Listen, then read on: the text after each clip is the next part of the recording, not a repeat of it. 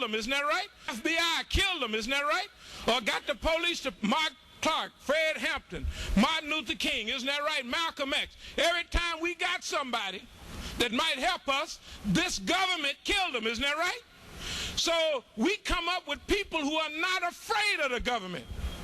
And they're not going to frighten us like they do our poor immigrant brothers. Oh no, you're not going to scare us to death, because we remember y'all in school and we used to kick all of you behind. Yeah, we used to take money, right? Tell the truth. And that's why they hire them now. That's why they hire them now. They know who they hiring. They got a test for insanity.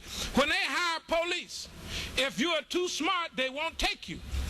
They said that if you got too much sense, because a brilliant person could not go through that dumb routine. If you was too quick, you'd say, wait a minute, this don't add up. So you gotta be from a kind of poor white, poor black, poor Mexican, anything, lower middle class, and you need a job. You're not too quick. You don't have a master's, PhD, so, hey, I'll get a standard salary, right? And I'll become a police. And I'll do what they tell me. I won't ask no questions. The FBI are not that dumb. They know Muslims are good. They know we're good people, isn't that right? Because they're not arresting us. They don't find dope on us. They know we're good. And there's not one bomber they've ever arrested here in America. But the Jews, do you think they go and ask the Zionists? When a crime happened, you got to ask, number one, who had the ability to do that? Who had a motive? Isn't that right? Next, who had the ability? Huh? And next, who would gain from the crime? And next, who would have the history of the crime? The bombings, whether they're in Indonesia, whether they're here in America, we don't gain from them, isn't that right? We didn't have the ability to cut off all their radar and all of that stuff. They got, you know, if you fly a plane toward the capital, they're going to shoot that boy down for the last 40 or 50 years. Isn't that right? So if you get something in here close, that means they didn't cut off everything. Isn't that right? Now we can't cut it off. These so-called suicide bombers out the night before, partying, getting high, that's what they say. We don't know, because half of them, I'm telling you, half the people that they say was on the planes, guess what? They call the next day and say, yeah, I'm alive. What do you mean? I just flew my flight from Amman, Jordan to Saudi Arabia. I'm still alive. What do you think, looking for me? So evidently something is wrong, isn't that right? But if it was a Muslim, think about it. Would a Muslim who love Allah, willing to achieve martyrdom, would he go and be partying with a white girl all night, getting high and getting drunk? Tell the truth. He wouldn't do it, isn't that right? Spoil his whole martyrdom. He ain't gonna do it. So whose Arabs or bombers are these? And I close with this. Every group we have, the government infiltrated, isn't that right? If some dumb bomber somewhere blow up somebody, that is a government agent who infiltrated our groups 10, 15 years ago, right? When they see which way it's heading, they infiltrate the group. Those people, remember we used to call them agent provocateurs. Remember during the 1960s?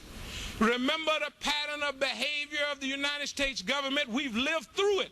We know, you know, the police arrest you and they'll tell you, we know more about you than you know about yourself, because they got all the snitches in your whole record. You know what we tell them now? We know more about you than you know about yourself. You know why? We've been sweeping the floors, cleaning the toilets. We've been around America for 400 years, and we've been watching everything you do. We have your behavior pattern down. Isn't that right? That's why when 15 years ago we said this stuff was going to happen, they said them niggas is crazy.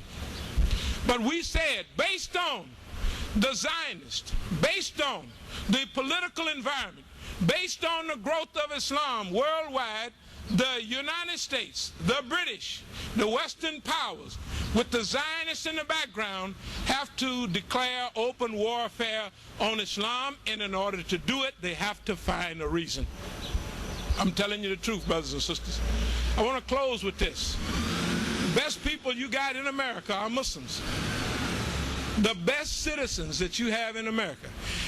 And the most protective citizens. Do you know how protective, if they knew how the people down at the Islamic Center and everywhere, how loving they was of America, they would never bother those poor people. And they done scared them to death. It's a shame for a dictatorial government to go scare those poor people. You know they scare them to death. They won't even invite us to talk. No, oh my goodness, that boy gonna get us in trouble. He gonna make the white man mad. Well, look, the white man is already mad.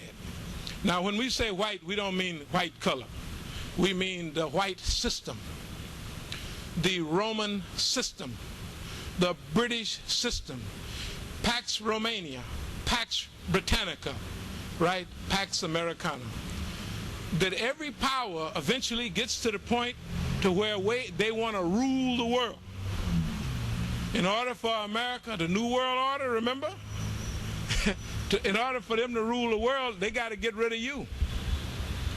You got to remember, we, Muslims, rule the world for 1,200 of our 1,400-year history. You got to remember that. For 1,200 years, we, somewhere around the world, there was a power. First it may be the Arabs, later on it may be the Turks, but Muslims, the great empires in Africa in the last thousands of years, all of them have been Muslim. Every last one of them. So when white power went around the world to conquer people, who was in the way? You and I, Muslims. So now for them to regain world domination, and this is something out of greed, historical greed. All greedy, uncivilized people always get to the point to where they want to rule the world. Guess what? They all get wiped out in the end. Just before they get there, history take them out. And I am going to close with this. Just in case don't nobody know, we thank Allah for the idiot George W. Bush, the dumbest man, except for Ronald Reagan. There's been a few more dummies there. Well, all of them been dumb. But the dumbest is George Bush. Now, you know what George did. We know. George have did something that we could never do. Isn't that right? He unified the Muslims all over the world. Right? You don't hear nothing about Sunni, Shia, nothing anymore. Isn't that right? I mean, it's a little, but George done unified the Muslim world. There's no more so-called radical extremists. All the people of the world, from Pakistan to Sudan to Africa to Asia, all of them know there's a war against Islam. They know that. Why do they know? Because old dumb George done woke everybody up. We used to go by and try to tell people there's a war against Islam, and they wouldn't listen. Isn't that right? But now George is so dumb that he has done something we could never do. And the other thing, before a big power is taken off the scene, some little ant or fly has to drag it to the streets and humiliate it. When old Sam went into Iraq, think about it. He went from history. He studied Iraqi history. Now, we know Iraqis had a bad record. What they did to Imam Hussein, you know what I mean? What they did with Ali, they backed up on him, radiallahu. Well, they did a few little things like that. Then you saw when they fought Iran, the Iraqis broke and ran. It was 51,000 Iraqis surrendered in the first few months of the war in 1980. So they took Republican guards, which they talk about how gangstified they are. They put them on the line. Anybody try to surrender, shoot them. Anybody try to run back, shoot them. That's what the Republican guards did. So then America knew that Iraq was weak. And the American government gave Iraq everything that it needed